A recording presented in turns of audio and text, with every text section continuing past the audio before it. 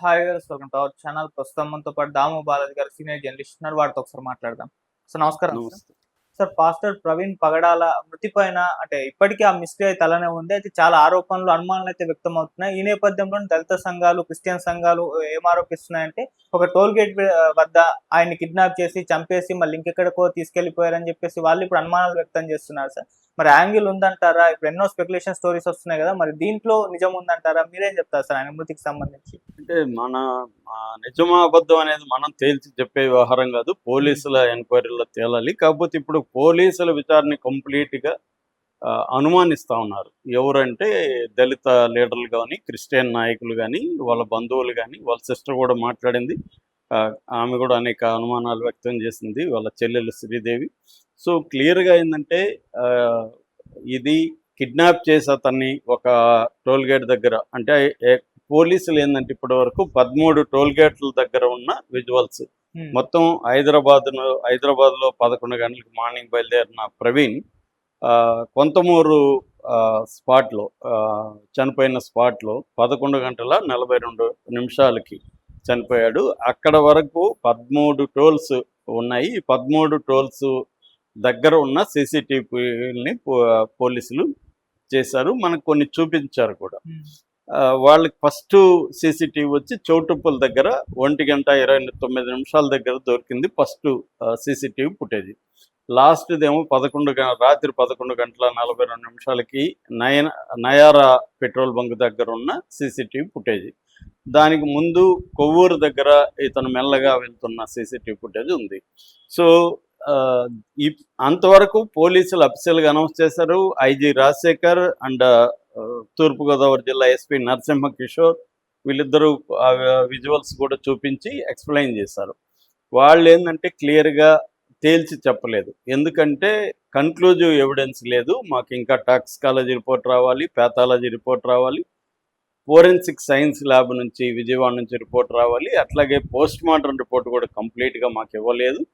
కాబట్టి ఇవన్నీ లేనప్పుడు మేము దీన్ని కన్క్లూజివ్గా ఇది హత్యానో లేకపోతే ఓన్లీ యాక్సిడెంట్ అని మేము తేల్చలేము, అనుమానాస్పద మృతిగానే ప్రస్తుతానికి మేము చూస్తున్నాం అనేది వాళ్ళు చెప్పారు. కొన్ని వాటిని క్లియర్ చేశారు. ఫర్ ఎగ్జాంపుల్ అతని బట్టల మీద బూటు ముద్రలు ఉన్నాయంటే అట్లాంటివి ఏమి లేవు, మేము ట్రాఫిక్ వాళ్ళతో కూడా ఆర్టీఓ వాళ్ళతో కూడా చేయించాము, ఎగ్జామిన్ చేయించాము, అవన్నీ చెప్పారు.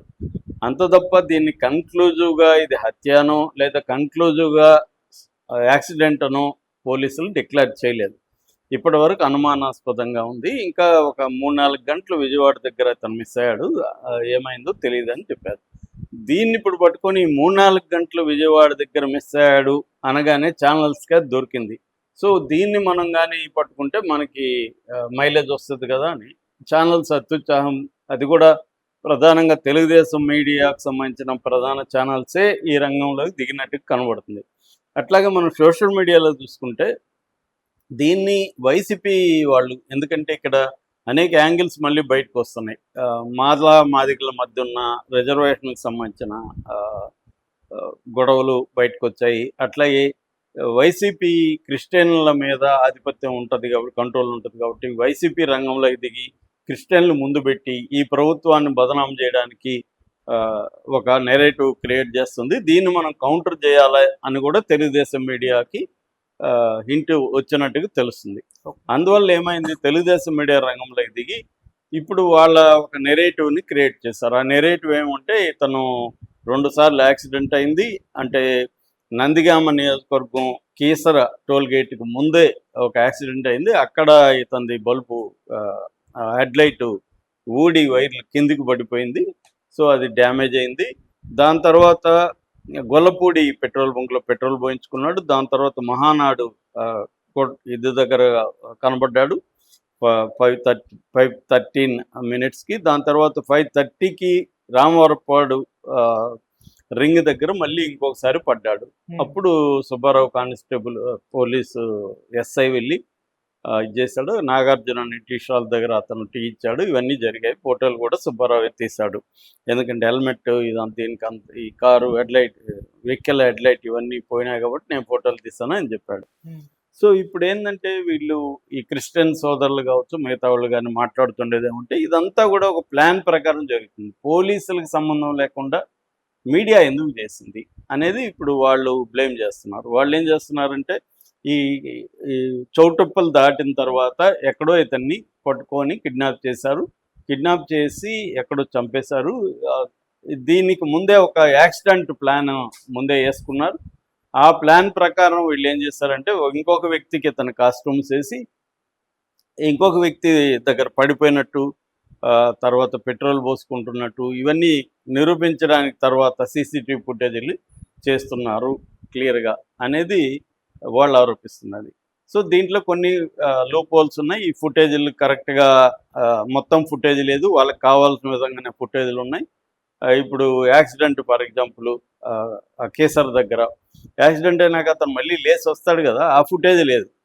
పడిన వరకే ఫుటేజ్ ఉంది, అది లాంగ్ షాట్లో ఉంది. అతను పడ్డాడా, అతని ప్లేస్లో వేరే వాళ్ళు పడ్డారా కూడా తెలియదు.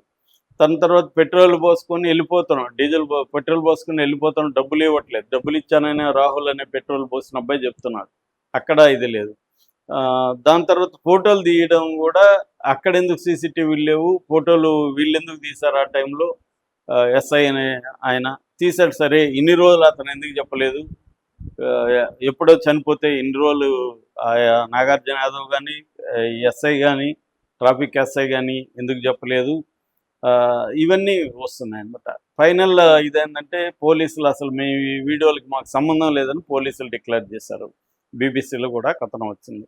సో ఇవన్నీ చూస్తున్నప్పుడు క్లియర్గా వాళ్ళు ఇంకొకటి ఏంటంటే కూర్చున్న తోట ఫోటోలో వెనక వాకింగ్ ట్రాక్ లాగా ఉంది, అక్కడే టీవీ ఛానల్ వచ్చి ఇక్కడే కూర్చున్నాడు, ఇదే కూర్చున్న ప్లేస్ అని వీడియోలు తీస్తుంటే వెనకాల ట్రాక్ కనబడట్లేదు.